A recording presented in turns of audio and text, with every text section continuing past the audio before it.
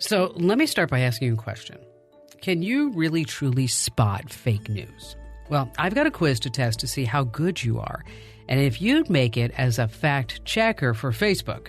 Because in this podcast, we're talking about Facebook and how it responds to criticisms of being a platform for fake news propaganda, pornography, hate messaging, and much more. From Komando.com, this is, of course, Komando on Demand. It's where we talk to industry movers and shakers. We keep you up to date on everything digital. You can get new episodes every Wednesday and Friday.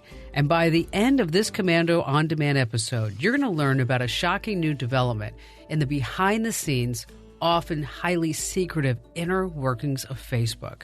We're going to be covering the ever-present threat of fake news and how it spreads, and how it's still, years after it first broke as a major problem during the 2016 election, it's being used as propaganda and to sow unease and tension in our country. We're going to be covering how the company has taken to combating this epidemic and the third-party companies and partnerships it's been throwing at the problem with, well, let's just say, less than satisfactory results.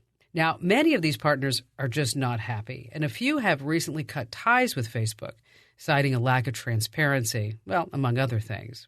We're going to be speaking with an expert fact-checker on her troubles working with the company.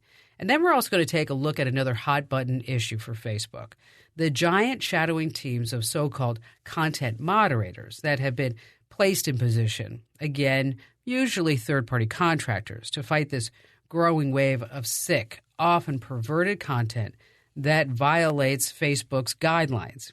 Now, these guys haven't been too happy with how Facebook has been treating them either, with many claiming worsened mental health, some serious grievances about privacy and unfair treatment. And we're going to give you an up-close and personal look at all of these fiascos. But first, before we get all started, we just have to take a moment to thank our partners because they help make these Komando On Demand podcasts possible.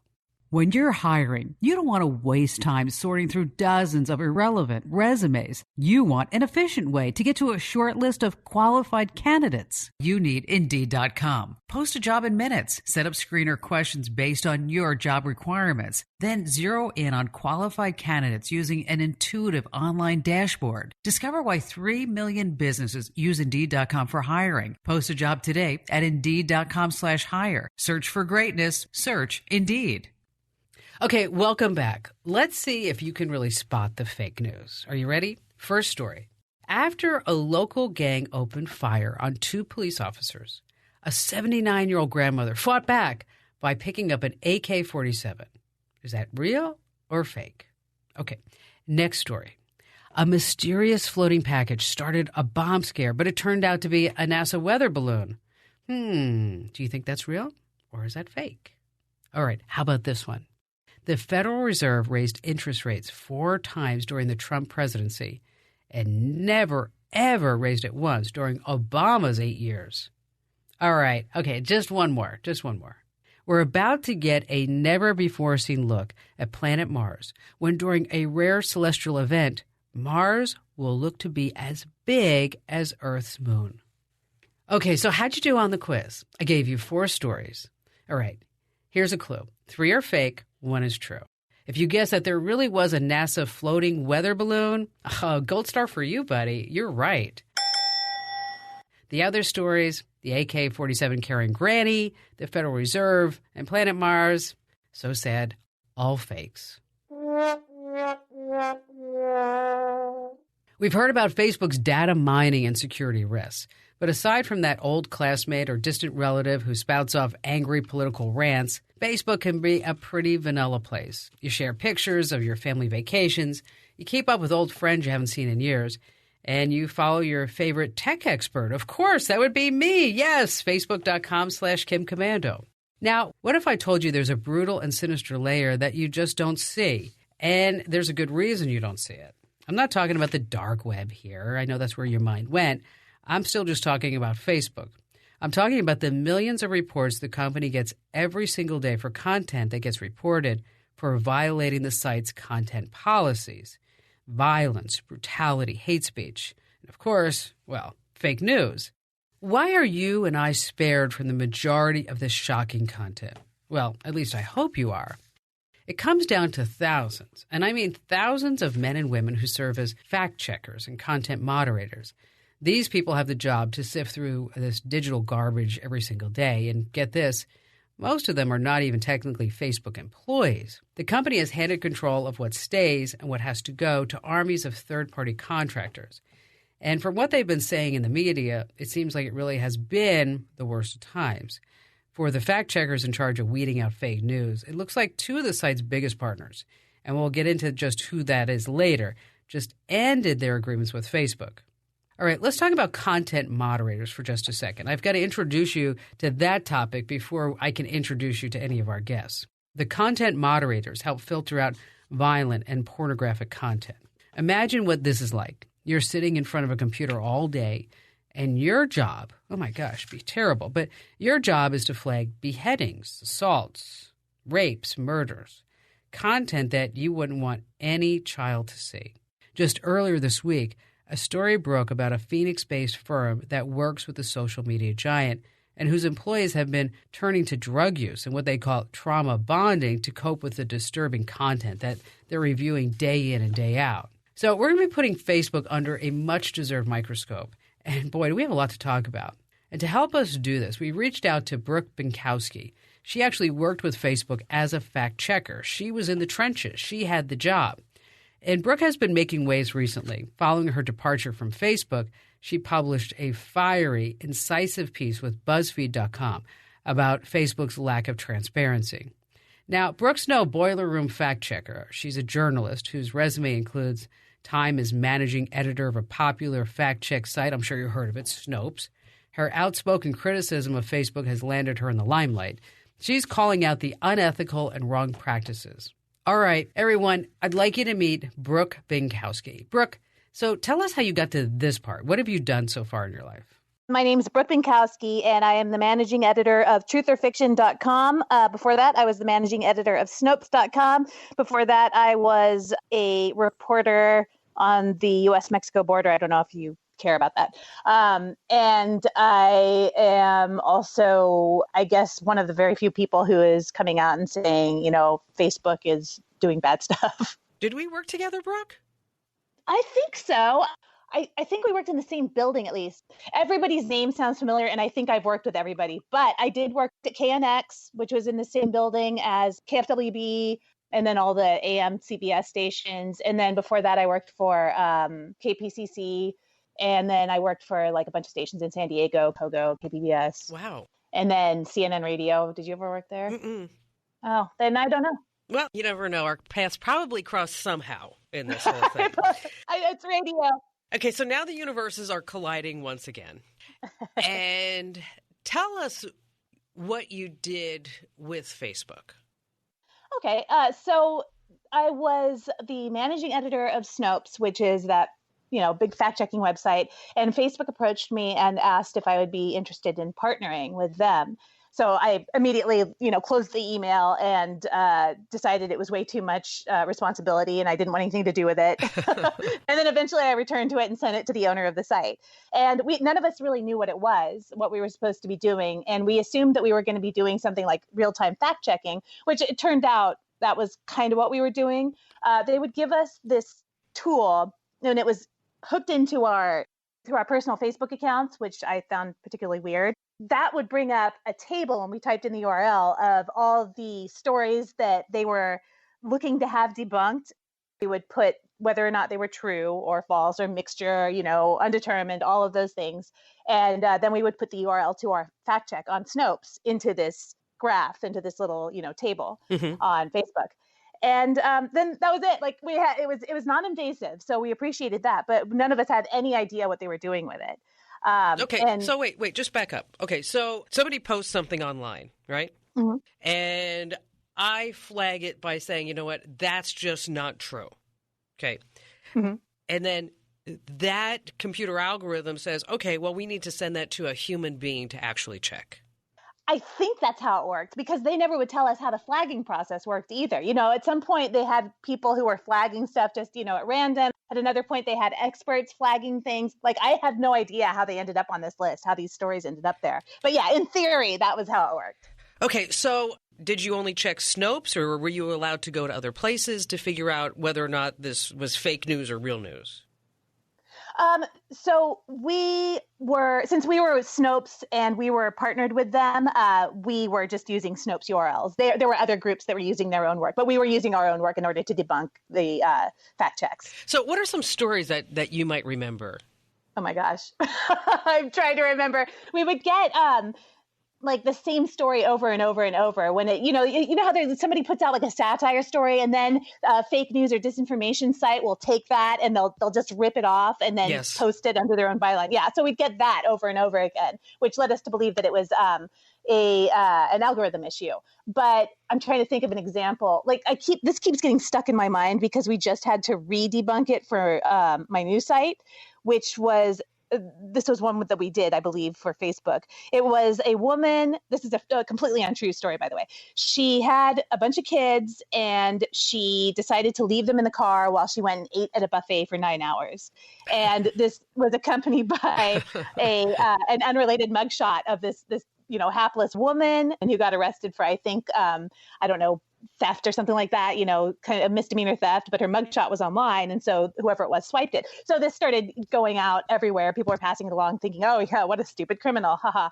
And so that one kept popping up again and again, but it was usually stuff like that. It wasn't the really corrosive stuff. It was these stories that, were kind of maybe amusing to some people, or, they were off the wall, off the beaten path. And, we ended up with a lot of those. The truly awful, like racist, corrosive, fear-mongering stuff we never saw or very rarely saw. And so where do you think it goes wrong on Facebook?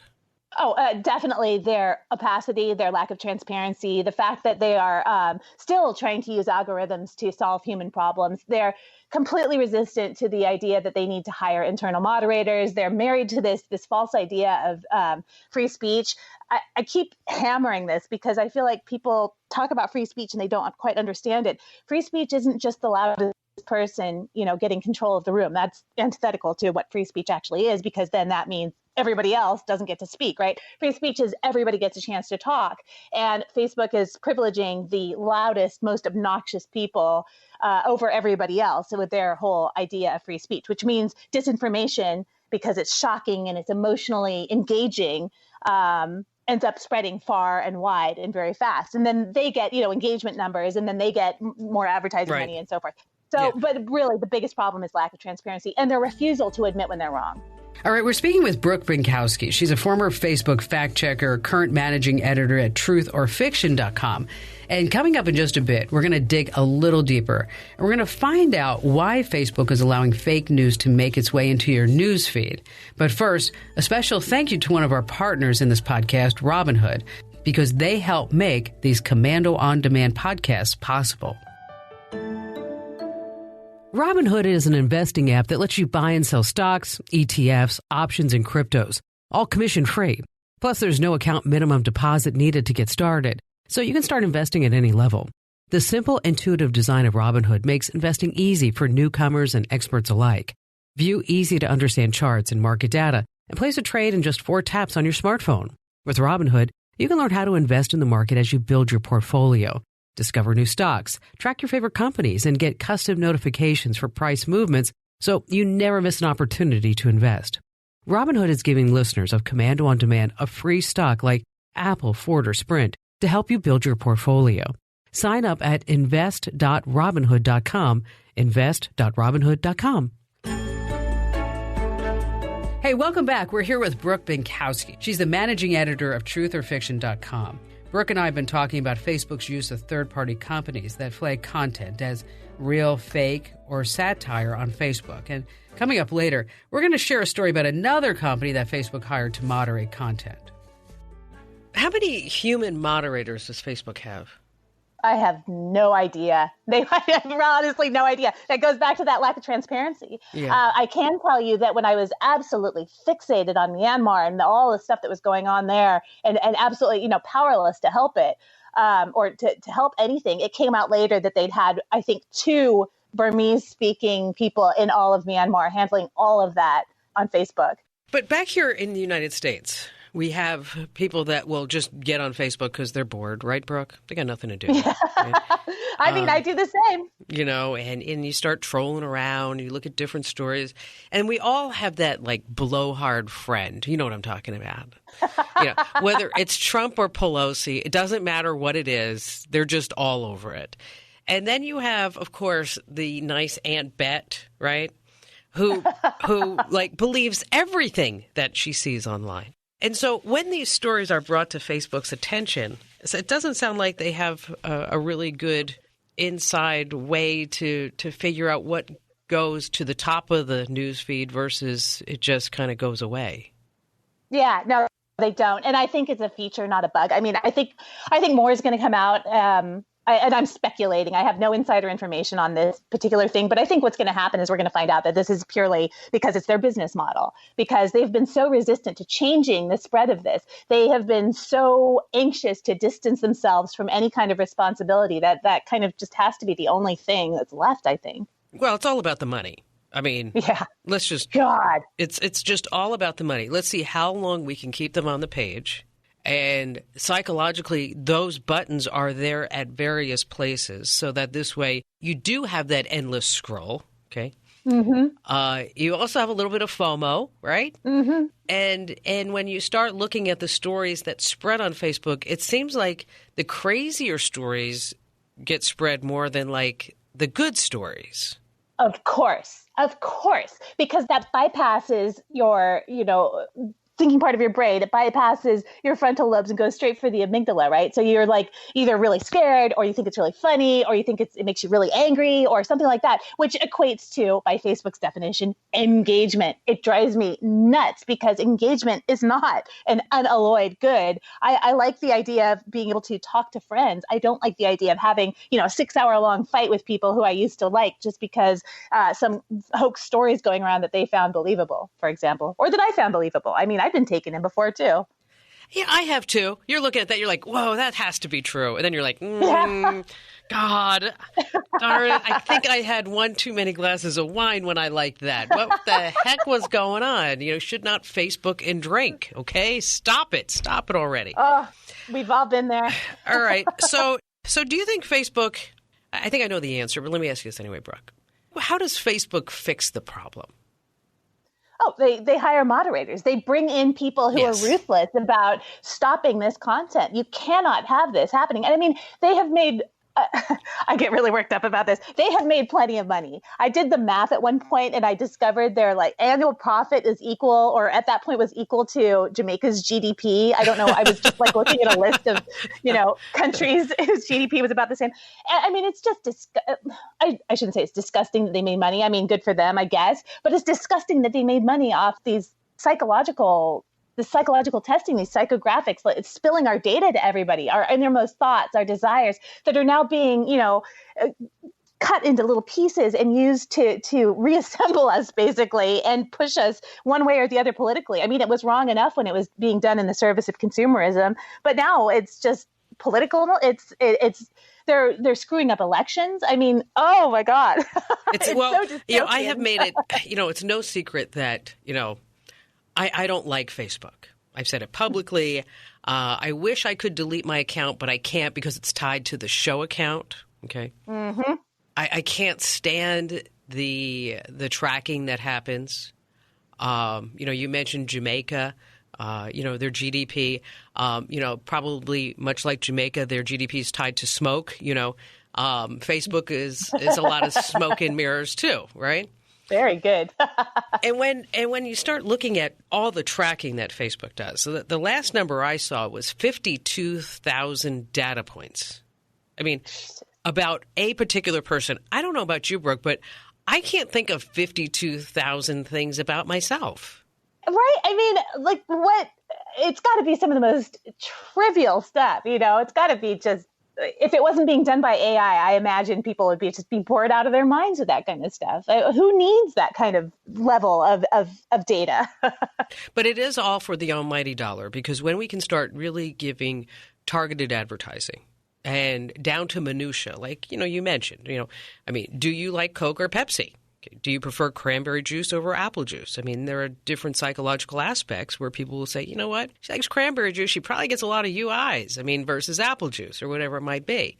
And so it becomes all about the mighty dollar, which when you start talking to people, they say, you know what, I like Facebook. It helps me feel connected, right? Mm-hmm. It brings me closer to my family and my friends.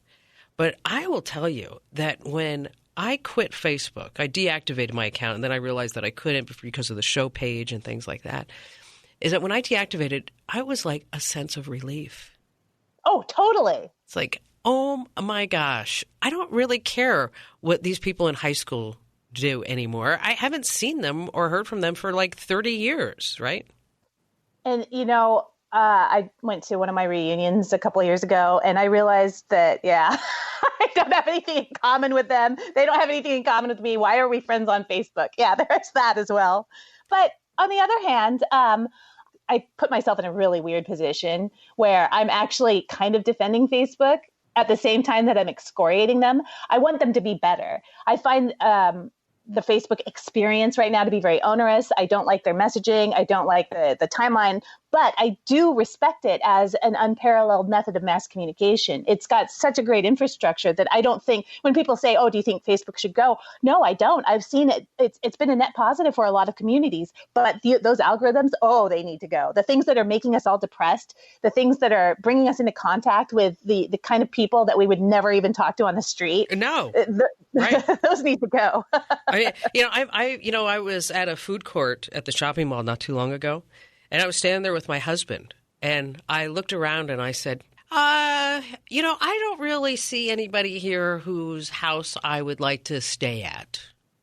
And he looked at me and goes, what? I said, just look around. This is like Airbnb. I mean, is there anybody here who you look at them and you say, you know what? Yeah, I can sleep in their house. I can take a bedroom there. It's just crazy.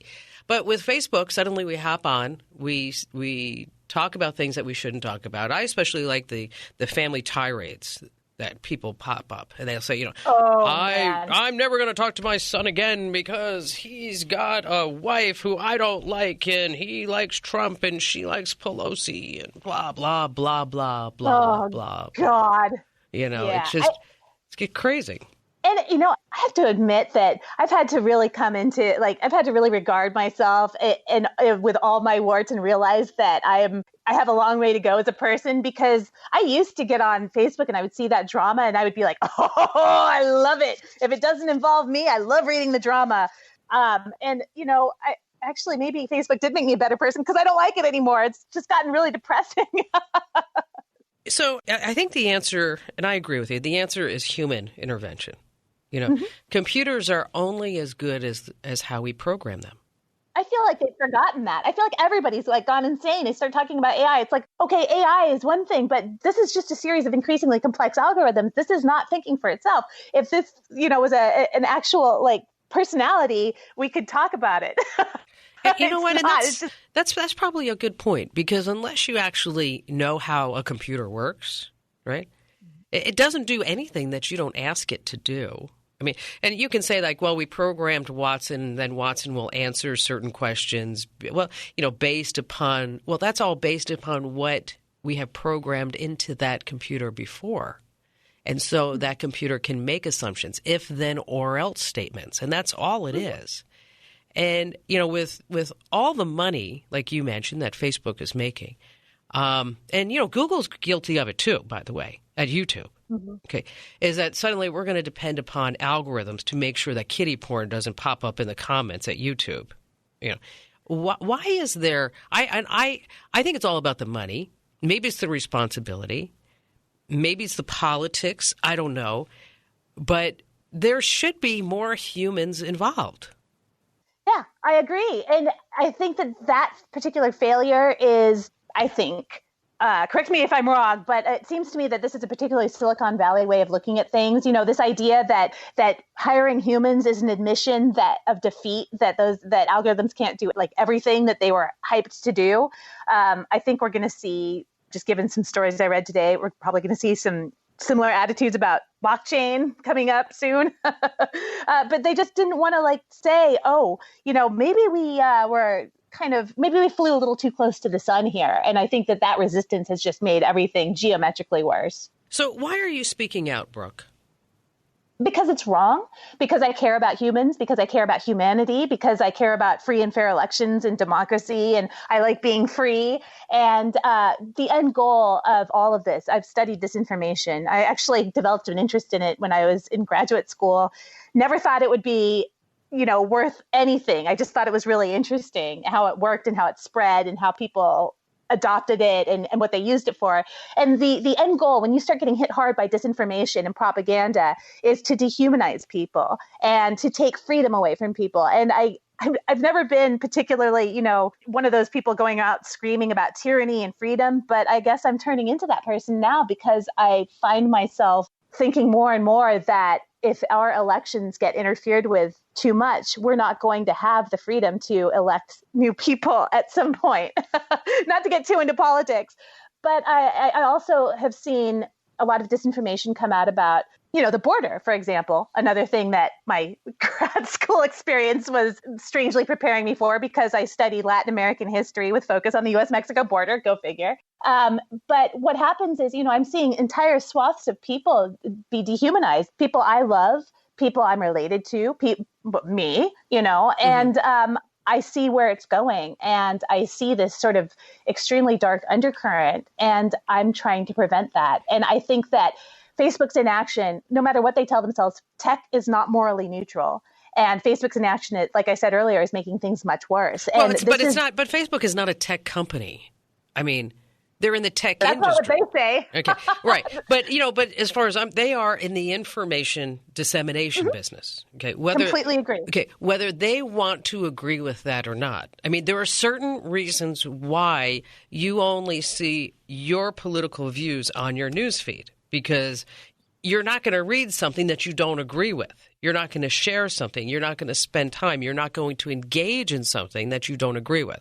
So the opinions and the values and the news that you're getting on Facebook is carefully curated to make sure that you stay on that site the longest time possible so that this way they can collect more data about you and feed you more information. Yes. I mean, with the occasional person who you completely disagree with, who you find offensive on every level. So you are encouraged to fight with them, which is more engagement, but only Facebook benefits because they get mad, you get mad, everybody's mad, and then Facebook benefits because then you're spending even longer on your site. And then seeing more advertising. And then it just like this self-perpetuating circle that just keeps going around and around.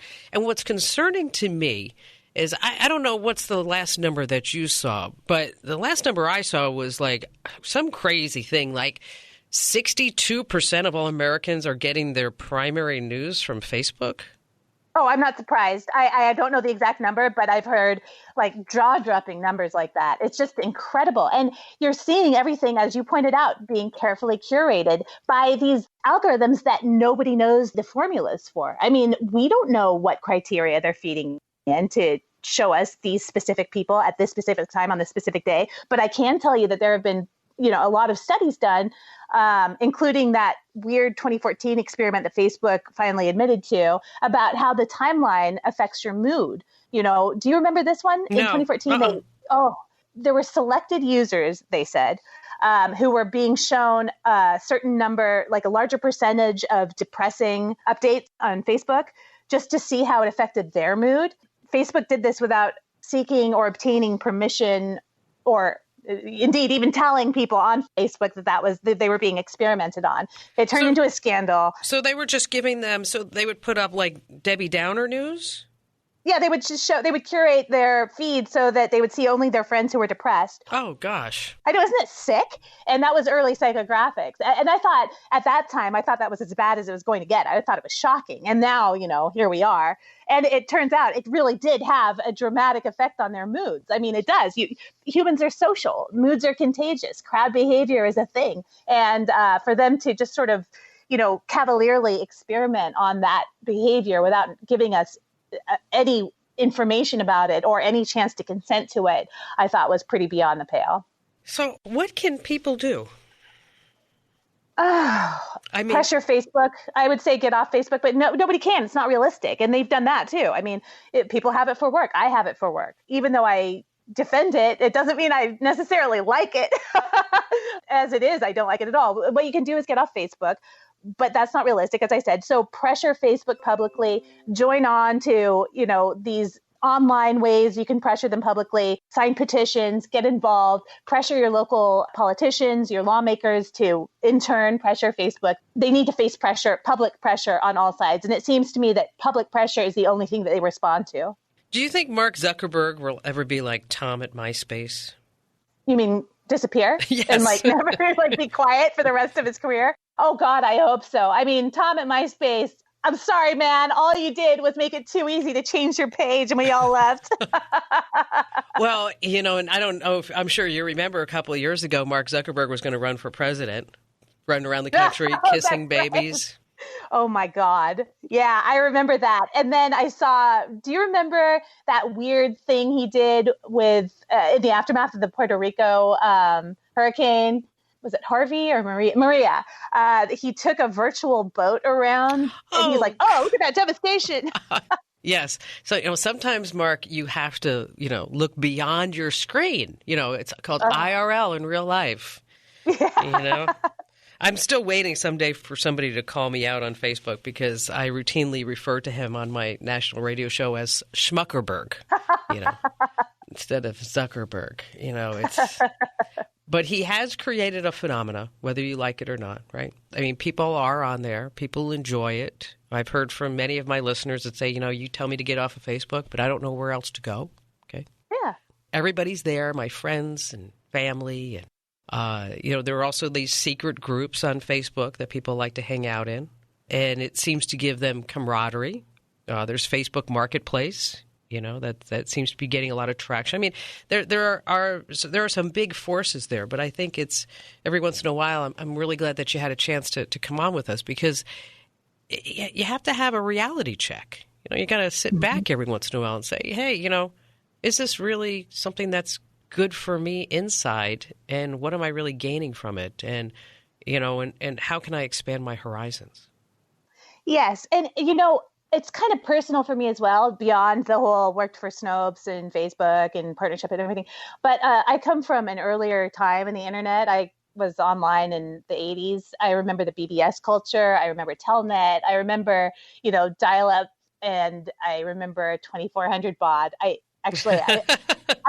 not as old school as, I'm not as old school as the 300 baud people, but I came along a couple of years after that. And I was very enthusiastically involved in what we didn't yet call social media, but I was part of the BBS culture. And for me we were all very pro open source. We were, we had that Gen X sort of individualism quality, and we were all big nerds. Yeah, we were. Yeah. You know what? I was the bona fide geek of the week. I admit it, Yeah, but look what you made out of it. It's awesome. Yeah, that is true.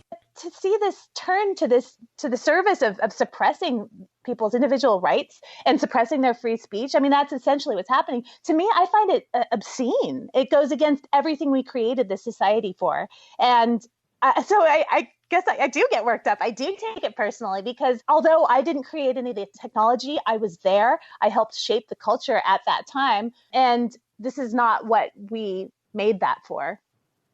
Is there anything else you want to talk about? No, I kind of got it all out of my system. Thank you for cleansing, saving me money. Yeah. No, I don't have to go to therapy for another week.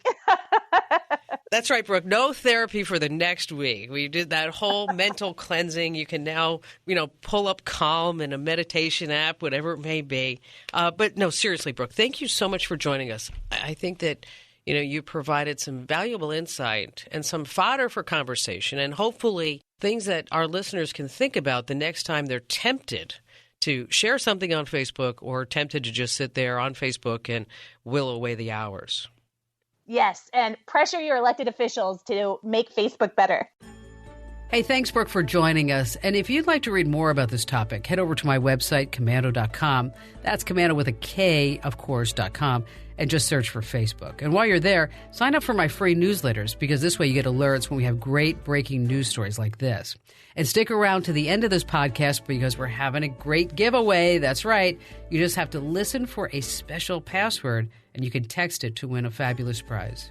And before we get to all that, just stay right where you are because I have to extend a special thank you to our partners in this podcast. They help make it possible. It's 2019, and technology has grown leaps and bounds since 1999. So why are you still using that old, outdated software? Find software that fits your business's needs using Capterra.com. I get asked all the time for different recommendations, and I refer people to Capterra.com. With over 700,000 reviews of products from real software users, discover everything you need to make an informed decision. Search more than 700 specific categories of software.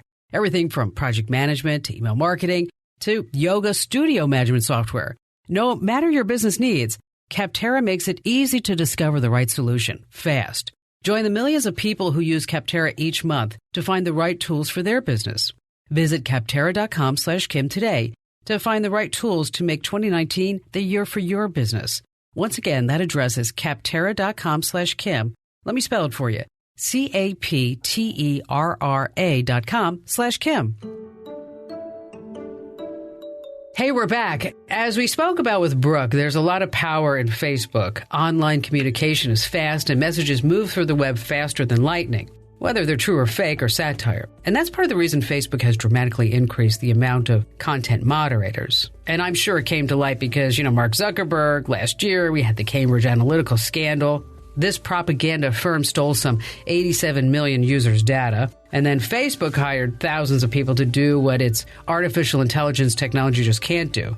Try to keep the site clean from hateful and violent content. And I have to tell you this from the onset, Facebook's doing a horrible job at it.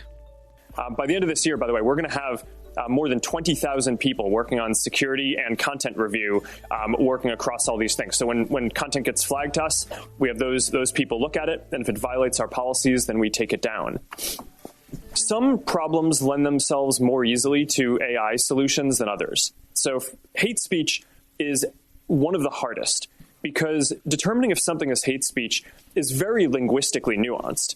Right, you need to understand, what is a slur and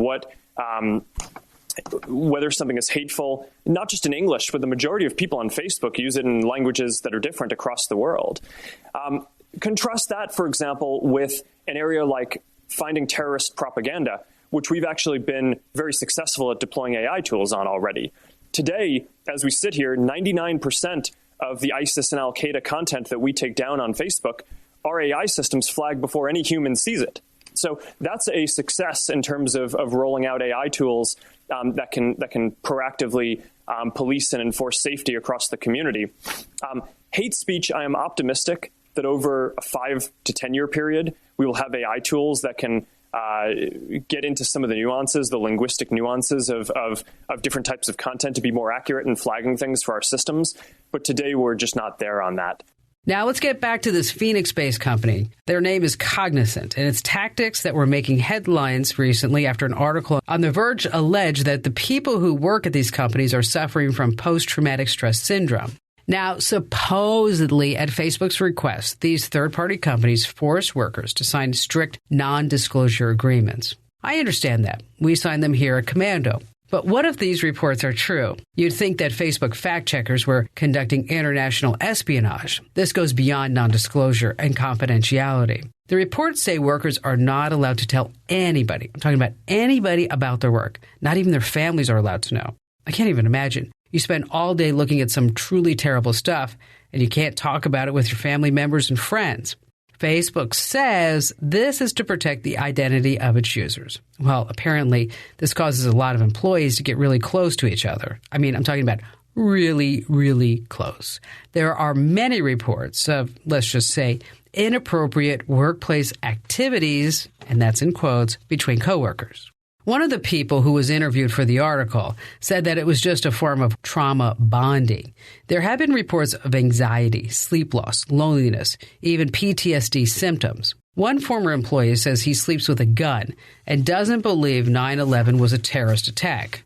Apparently, he's reading so many conspiracy theories on his job as a fact checker that he's truly started to believe what he reads. This work is hard, but I will say that the graphic content, that sort of content, is a small fraction of what reviewers might see. Increasingly, we've been able to use technology to review and remove some of the worst content that you might see somebody upload to Facebook. Facebook execs responded to the allegations and put out a statement of their own.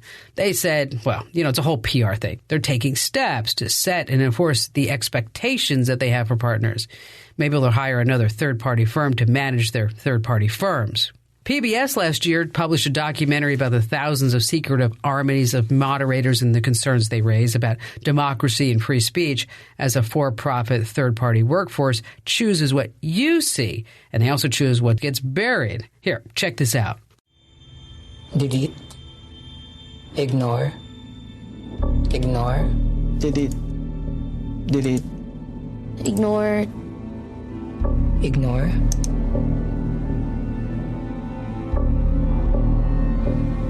Delete.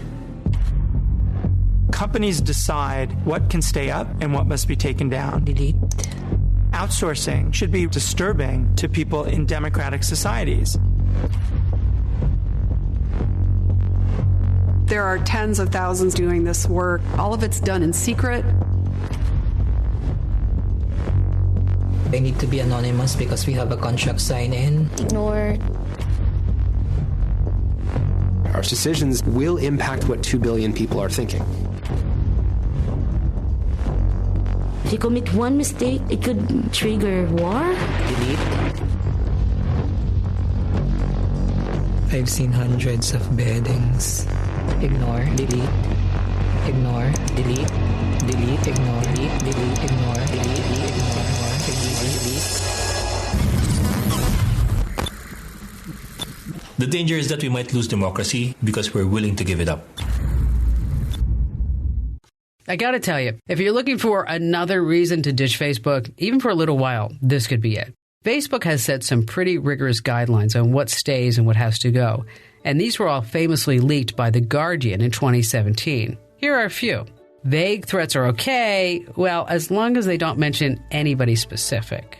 How about this one? Some instances of child abuse are okay, as long as it's not sexual or sadistic in nature. What was that? Okay, who wants to be the person who decides that?